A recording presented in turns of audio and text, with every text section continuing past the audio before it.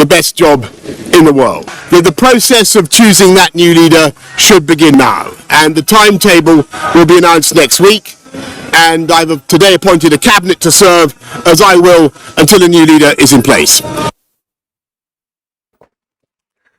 And still from the United Kingdom, we hear that the Uxbridge Magistrates Court hearing the case of alleged organ trafficking involving the former Deputy President of the Senate, Ike Ekweremadu, and his wife Beatrice, was earlier today informed that the kidney donor, David Ukpo, is actually 21 years old and not a minor. Prosecutors were said to have told the court on Friday that all the available evidence provided showed that the said donor is actually 21 years old and not 15 years old as widely reported. Both Ekweremadu and his wife appeared in the court today and they pleaded not guilty to the charge of organ harvesting, while the case has been transferred to the Central Criminal Court and adjourned till August 4. They also have been ordered to be remanded in custody till the adjourned date. It would seem that the case will no longer be transferred to Nigeria, as it will now be heard at the Central Criminal Court. Back home in Nigeria, government is promising not to relax efforts towards polio eradication, even as the nation in recent time reported cases of the circulating vaccine-derived polio virus type 2. Vice President Yemi Osinbajo reiterated government stance when he welcomed back to the country a Nigerian polio eradication advocate and biker, Kunle Adeyanju, who embarked on a 12,500 kilometers ride from London to Lagos as part of a polio eradication advocacy. There'll be more on this later on in the bulletin. Now, news on the recent Kuje jail attack is still making the rounds, with the President of the Senate, Ahmed Lawan, now saying any person found culpable in the attack at the Medium Security Custodial Center must and will be made to face the law.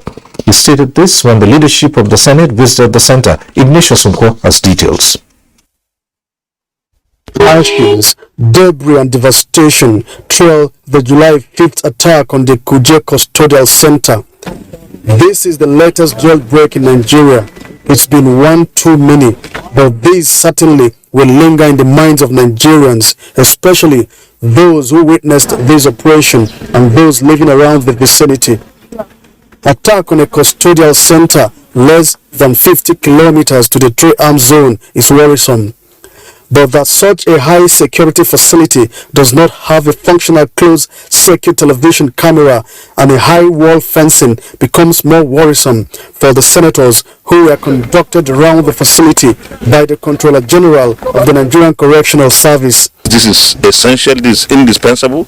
Now, as this facility lacks the CCTV or functional CCTV, there is no record of what happened, except narration and maybe thinking this what might have happened and so on and so forth. But if we had CCTV, at least the records would have been there and some analysis. When things like this happened, there should be sanctions. Apart from intensifying oversight on all custodial centers across the country, the National Assembly will be approving more funds for strengthening of security at the centers. They are also concerned that by this attack, criminal elements have been unleashed into the society. FCT is supposed to has the seat of government, and today that seat of government is not safe. So we have to do whatever it takes to get everybody back. The Ninth Senate has carried out a number of legislative interventions on custodial centers in Nigeria.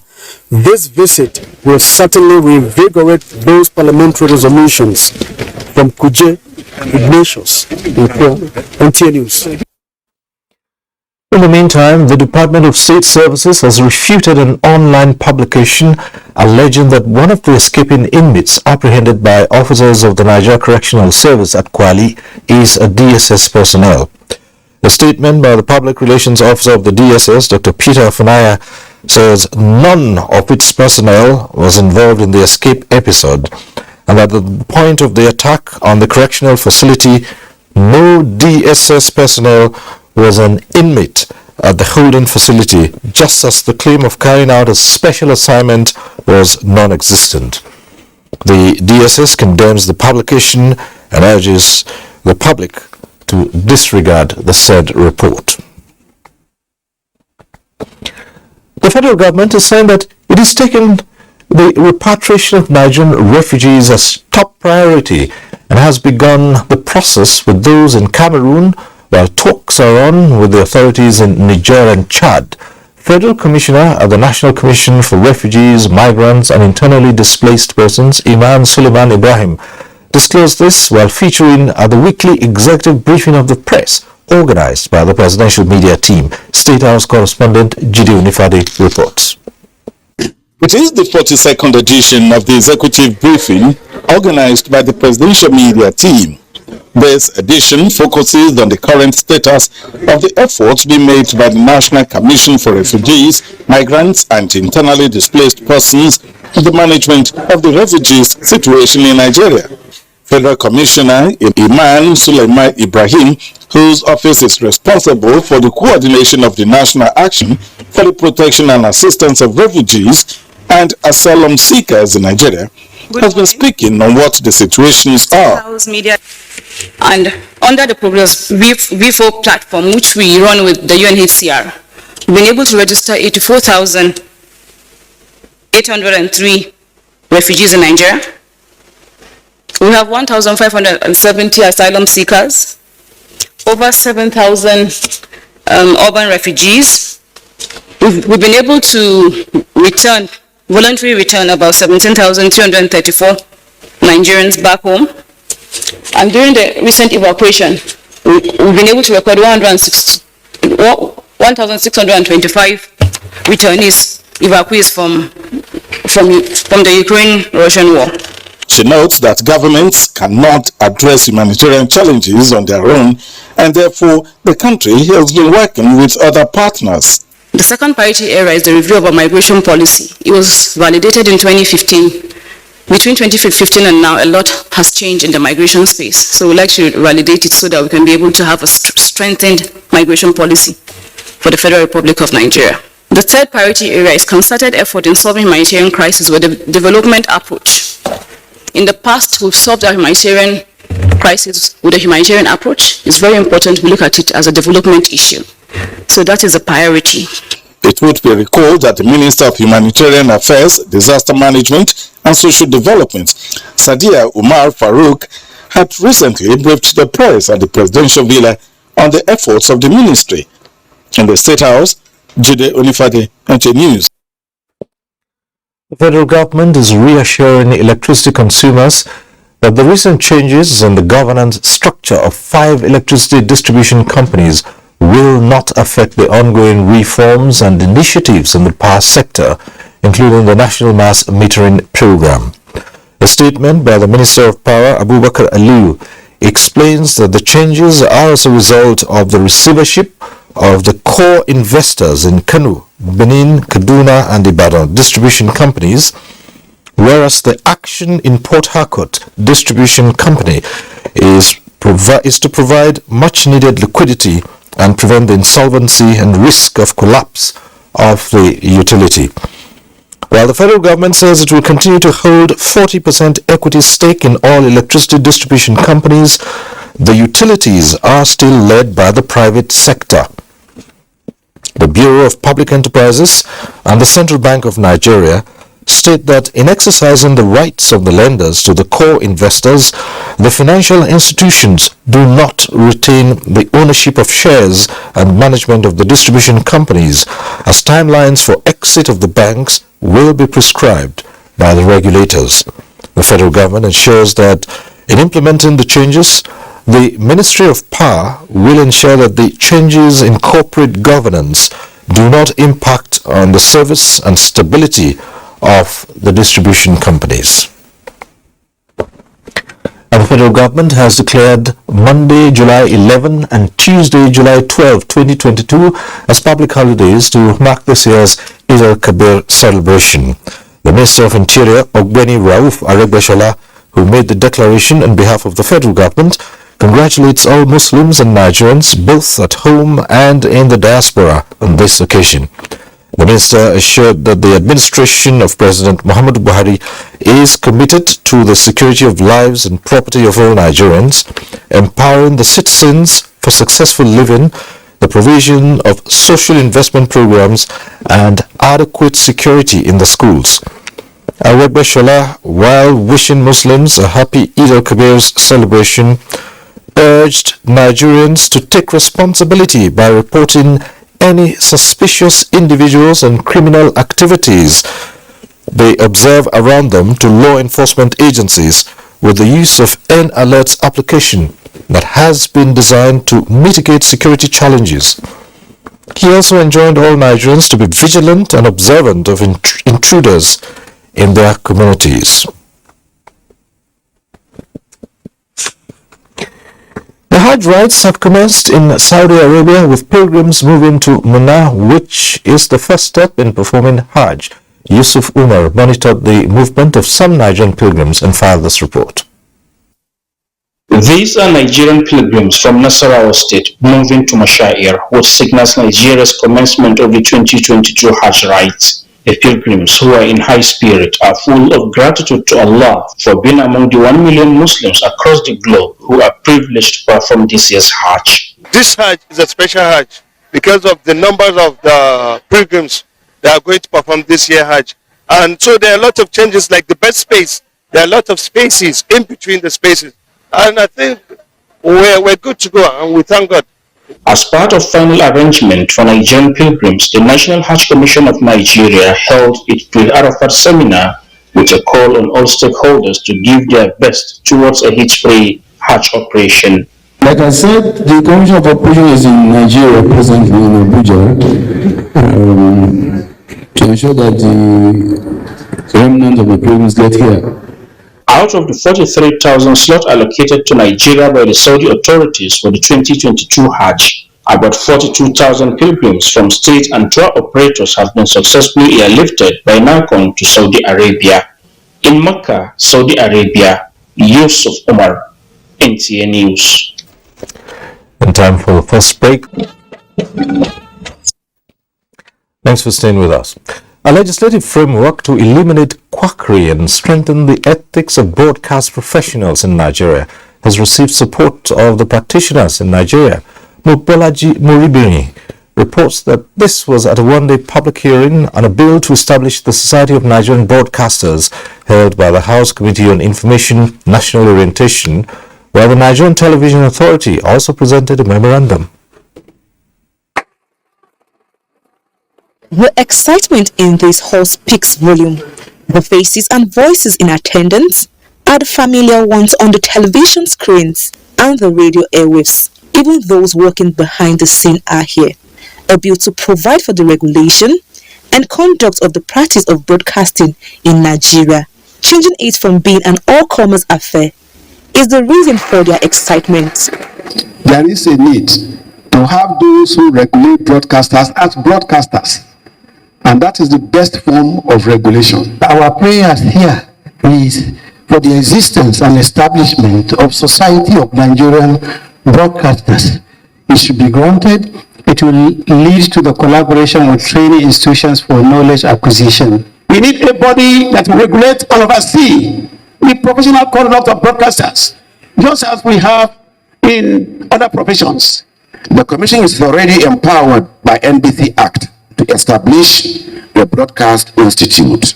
Therefore, we submit this to your consideration. As it stands, the House of Representatives is convinced that the bill will become a reality. We should jealously guide our profession to guide against all the fake one among us, the crack among us. That is the only way we can protect this industry. This House has made conscientious efforts in ensuring it enables laws that will not only guarantee the protection of lives and properties of Nigerians, but will also impact positively on their socioeconomic well-being. The proposed legislation, when passed, seeks to enthrone best practices in the nation's broadcasting ecosystem. From the National Assembly, Mobolaji Moribiri, NTA News. And the Nigerian Television Authority continues to receive and support groups seeking to sustain public relations, with the latest being the Nigerian Navy and the organizers of one of the biggest cultural festivals in Kano. Details with Najatu Tijani. Recognizing the role NTA plays in keeping the public informed about its activities, this delegation from the Nigerian Navy Directorate of Information, led by a new director, is visiting the NTA to further strengthen ties and broaden the reach. The Nigerian Navy have enjoyed the support and the assistance in informing the Nigerian public of the activities of the Navy through your medium. With a relationship spanning decades, the NTA says it will continue to promote accountability within the armed forces, especially the strides which the Nigerian Navy has been exhibiting under the current Chief of the Naval Staff, Vice Admiral Awal Zubairu Gambo. The essence of establishing NTA is to foster unity, and it is what we are known to be doing. I think there is no better time to do it than now, that you have perhaps a more robust security system. With a stronger alliance, the Navy leaves with a promise to keep protecting the nation's maritime domain and oil assets. The entertainment world is not left out as a three-man delegation visits the NTA with news of an upcoming cultural language film festival in Kano come November 2022. It's a component of film markets where filmmakers from all over the globe, especially the African market, speak in one voice. I would like to congratulate you for your resilience and also for continuing in trying to propagate what is Nigerian and of course what is of a black man. The Kano Indigenous Languages of Africa Film Market and Festival will also provide a platform to market the films and showcase African culture and food, with details at www.kilaf.org.ng. Najatu Tijani, NTA News. There are fears among communities living around the collapsed Samia Bridge bordering Kano and Jigawa states along Old Kano Maiduguri Federal Highway. Awal Mohammed Kazori reports that disaster is waiting to happen the way people take risks to cross to both sides of the swamped bridge. This is the situation on daily basis as people from both sides of Kano and Jigawa states risk their lives and property in trying to cross over. The situation is more scaring on Sundays, Kachako market days, when people and animals are packed up into canoes, many at times overloaded.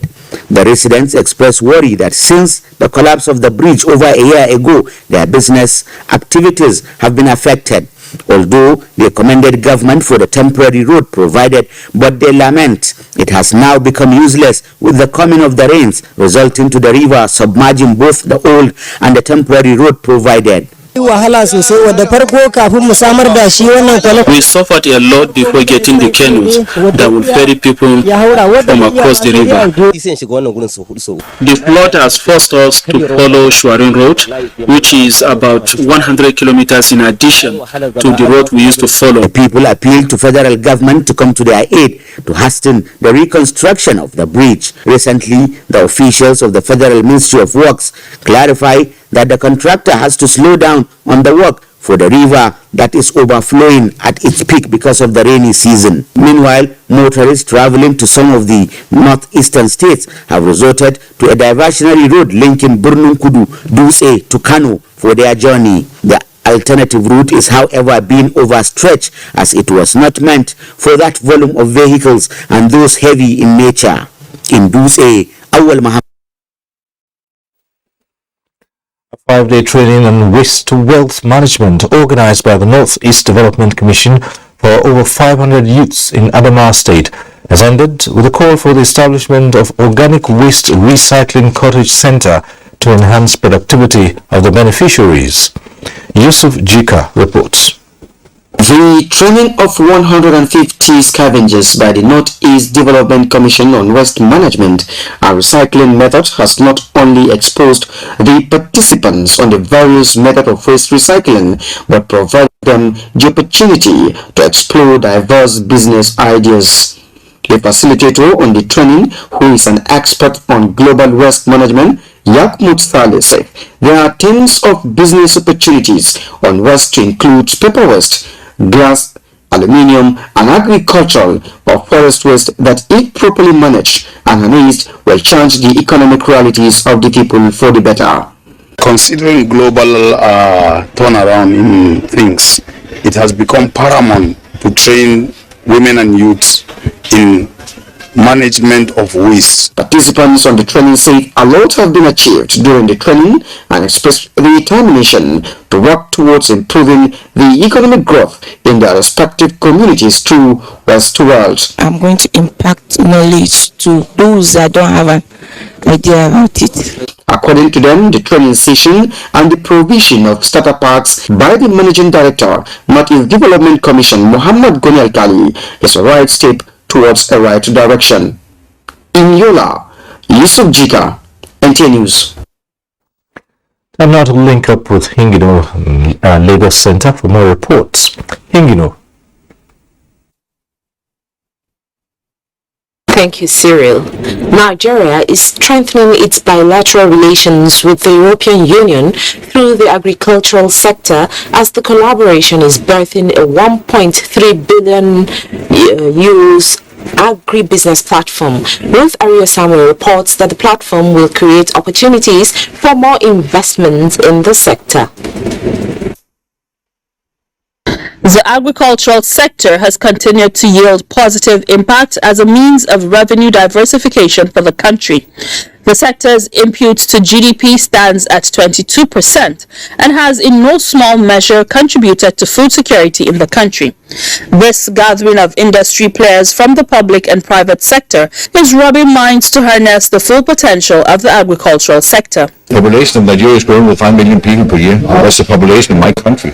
The quantities of food that you will have to produce will have to increase substantially on a daily basis in order to feed your population, and that would where I would focus. There are products that Nigeria exports, sesame seed, ginger, and then it's a matter of assisting those companies in Nigeria who produce that in meeting the EU standards. While reiterating government's commitment to sustaining the development of the agricultural sector, Minister of Agriculture represented noted that the agricultural sector is changing with increased government policies aimed at stimulating private sector investment and boosting local production of key products. We have boundless resources and we can develop on all of them, and particularly now that we have the opportunity of working with the European Union. Well, the EU collaborations is a very good initiative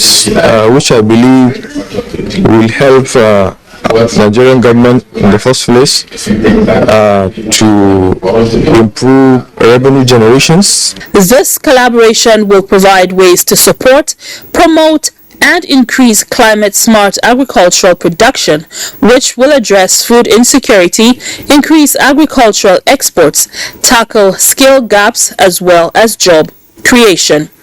In Lagos, Ruth Ario Samuel, NTA News.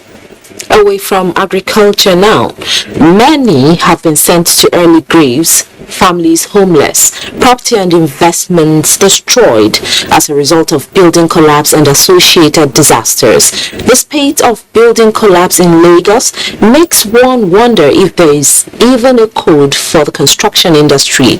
And yes, there is. But how effective is it? Jennifer Igwe in this report examines the move by Lagos State to domesticate the National Building Code and how it can help to check the spate of collapse in Lagos and enforcement of standards. A building caves in and families are left with tales of woe and losses, most times beyond their wildest imaginations. Many of these victims have no clue about technicalities in building construction and standards. However, the National Building Code is like the Bible that is supposed to guide those in the construction industry so they don't commit sins that might leave many with consequences that could be lifelong. The challenge, however, is that the building code existing in the nation today seems a bit obsolete. It was written in year 2006 and has not been fully updated. Is the first code that Nigeria will have since our independence. Since our independence, we have been using the British building regulations that we got from them since 1937. That's what we have been reviewing.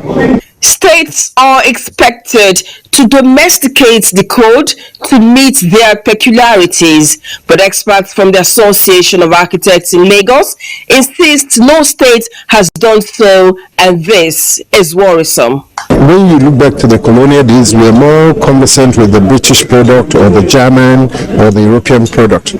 But today we have so many. We are from Turkey, we are from China. But all this need to be incorporated. And it's because we don't have a standard, or it's because we haven't domesticated the building code. That's why everybody just bring in what they like. The Lagos State government has initiated steps to update, upgrade, and domesticate the code. It's about measuring performance standards in building construction and maintenance in the state rather than the design standards that our planning regulation and framework are used to. We will have to translate some of those things to them in their local languages. We will have to go to the informal sector and the artisans. Reports show that between year 2011 and 2019, over 84 buildings caved in across Nigeria. 63 occurred in Lagos alone, with other building disasters in year 2020 to year 2022. In Lagos, Jennifer Igwe, NTA News. That's it from here, but before we go on a break, do not forget to follow this news broadcast live on our website. Back in Abuja, Benny brings business news. Benny? Thank you and welcome to business. We start by telling you that the Nigerian Economic Summit Group is of the view that creating platforms for effective partnership between the public and private sector is a sure way for sustainable economic development. The group made the position known at the formal inauguration of the Joint Planning Committee for the 28th Nigerian Economic Summit at the Ministry of Budget and National Planning. The medium-term national development plan that was launched by Mr. President last November, one of the things we're going to focus on is the implementation plan and implementation track for that development policy. A lot of things are done, policies are put in place, but what we have lacked is effective implementation. So the 28th Summit is going to focus on effective implementation of laid down policies, especially that plan. Yes, we've had some discussions and deliberations on what the team should be, and we have agreed that the team for the next 28 will be 2023 and beyond. Priorities for shared prosperity.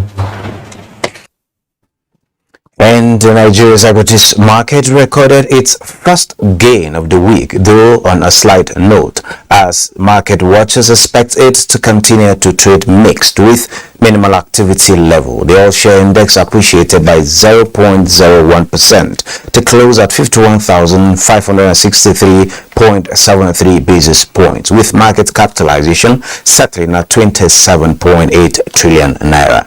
Jais Bank, GTCO, Sterling Bank, UBA and NACO were the top 5 traded stocks as investors in 3,874 deals exchanged 143.2 million shares valued at 1.756 billion naira. Well, that is business news. Network News continues. Thank you, Benny. The Federal Inland Revenue Service has intensified a campaign for tax compliance in a bid to improve the tax environment and grow the Nigerian economy. This was during a visit by officials of the Ibrahim Babangida University, Lapai, to the service in Abuja. Bossede Abel reports.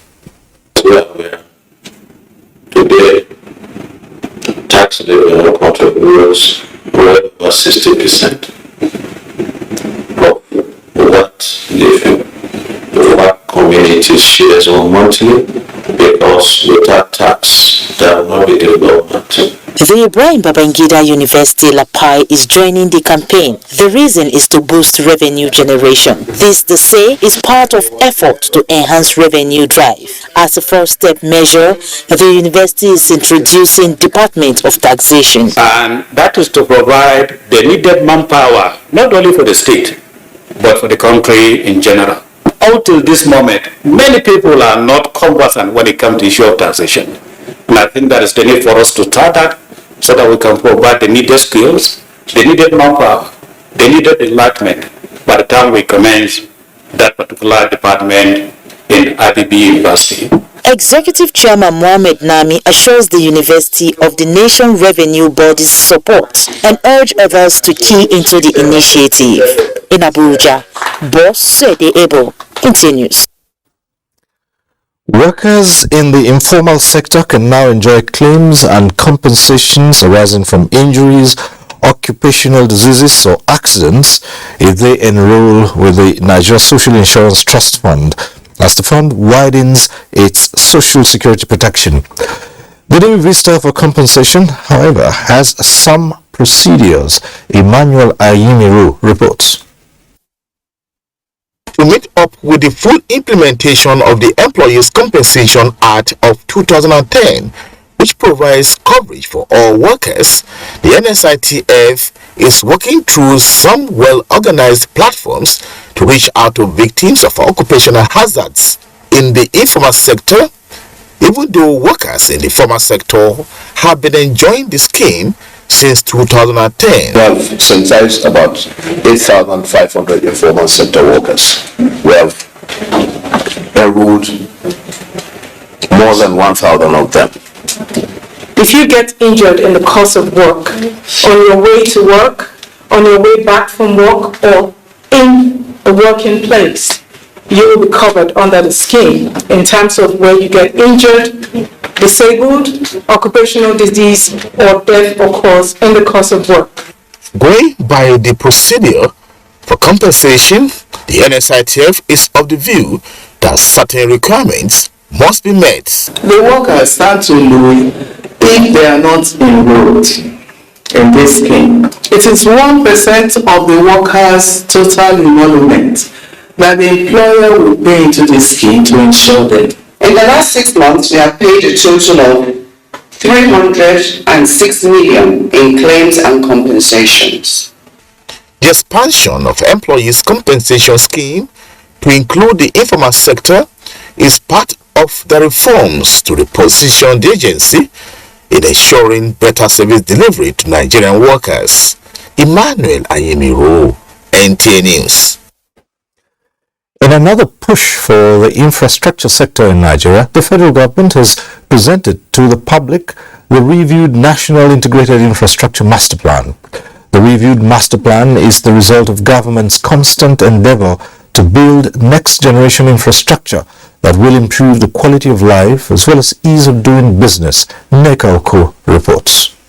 To present to Nigerian the reviewed National Integrated Infrastructure Master Plan. The public presentation of the reviewed National Integrated Infrastructure Master Plan is considered a huge step in a long impending reform in the direction of infrastructure development in the country. As the 2019 Global Competitiveness Index report reveals, Nigeria scored 48.33 points out of 100 and ranked 130 out of 141 countries surveyed for the overall quality of infrastructure. The African Development Bank, in its Infrastructure Index report, also placed Nigeria at the bottom of the table behind 23 other African countries. How has the government responded to this infrastructure deficit? The government of His Excellency President Muhammadu Buhari, GCFR, in its resolve to bridge the nation's infrastructure gap, in the wake of COVID-19 pandemic, floated a 15 trillion infrastructure corporation and also signed the Executive Order 7. At the subnational level, we expect that they will key into this vision, key into this plan by developing the State Integrated Infrastructure Master Plan. The reviewed National Integrated Infrastructure Master Plan projects that Nigeria requires a total infrastructure investment of $2.3 trillion over the next 23 years, which is about $150 billion annually in Abuja. Mecca Oku, NTA News. And checking on one of our earlier top stories tonight, Vice President Yemi Osinbajo has reiterated government's commitment to polio eradication. He stated this when he received a Nigerian polio eradication advocate and biker, Kunle Adeyanju, who embarked on a 12,500-kilometer ride from London to Lagos as part of a polio eradication advocacy. State House correspondent Jide Onifade reports. It's a journey which takes one with a lion's heart to embark on. And when Kunle Adeyanju rides into the presidential villa in Abuja, along with his co-bikers, the journey is worth celebrating. Kunle Adeyanju and friends were received by Vice President Yemi Osinbajo, accompanied by the Executive Chairman of the Nigeria's in Diaspora Commission, Abike Dabiri Erewa, and some members of the Rotary Club. Continue to use your good office to support polio funding. Rotary needs it, the Ministry of Health needs it. We need to end the disease. We need to continue the immunization so that we can actually put an end to polio. If we continue to do nothing or we remain status quo as we are, the disease, the virus will come back. If we come back, all the good work that we've done in the last 30 years will go down the drain. Vice President Yemi Osinbajo, who describes polio as a crafty disease, says the federal government and state governments are taking the fight to end polio seriously and not resting despite the country being certified polio-free by the World Health Organization. Is that we've also made it one of the very health issues, which means that almost every year, and sometimes even twice a year, we have a committee which deals with polio alone, and the World Health Organization and several other organizations, including local organizations, who come and give us a report of the status of the drive against polio in the country. The Vice President also has a message for others living outside the shores of the country. I think that a very important thing is that we must remain focused on the issues that concern our country. No matter how we slice it, I mean, many people have complaints about Nigeria. We have, oh, there's this wrong, there's that wrong, there's this wrong, there's that wrong. Now we are the greatest critics of our country.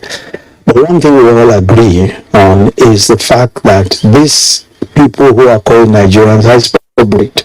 Merit award, and definitely Mr. Adeyanju, congratulations. The Nigerian bikers, in appreciation of the administration's commitment to the eradication cause, decorated the Vice President as a member and passed on the End Polio campaign flag to him. From the presidential villa in Abuja, Jide Onifade, NTA News. Time for another quick break. Stay with us. Thanks for staying with us. The Secretary General, African Petroleum Producers Organization, APO, Dr. Omar Farouk Ibrahim, commiserates with President Muhammadu Buhari on the passing of Dr. Mohamed Sanusi Barkindo, the Secretary General of the Organization of Petroleum Exporting Countries, OPEC. In a letter of condolence to the President, APO Secretary General describes the death of Barkindo as a huge loss to his family, Nigeria, Africa, the OPEC family, the global oil and gas industry, and the President of Nigeria, who he publicly acknowledged as a great source of inspiration, guidance, and wisdom.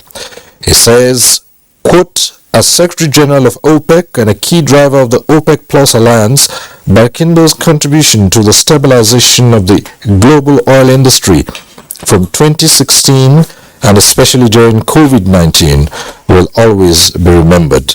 He adds that Barkindo succeeded in raising the profile of OPEC as stabilizer of the global energy market at the most volatile periods in the organization's history. The Apu scribe prayed Almighty God to grant the Barkindo family, loved ones, and the president the fortitude to bear the huge loss of the great ambassador of Nigeria to the global energy community. And now this just in, Minister of Interior Ogbeni Rauf Aregbesola says appropriate actions will be taken if complicity is established in the ongoing investigation into the attack on the correctional facility in Kuje. You will recall that on Tuesday night, gunmen attacked the facility and released some prisoners, including Boko Haram suspects. 4 inmates are reported to have died in the facility. Well, there are reports that ISWAP has claimed responsibility for the attack, but just recapping that the Minister of Interior, Ogbeni Rauf Aregbesola, has stated that appropriate actions will be taken if complicity is established in the ongoing investigation into the attack at the custodial facility. Now time for us to take a quick look at sports, and of course, well, you would have known if you're keeping abreast of the scores that Nigeria's Falcons were leading by a lone goal at halftime. Let's get more on sports now.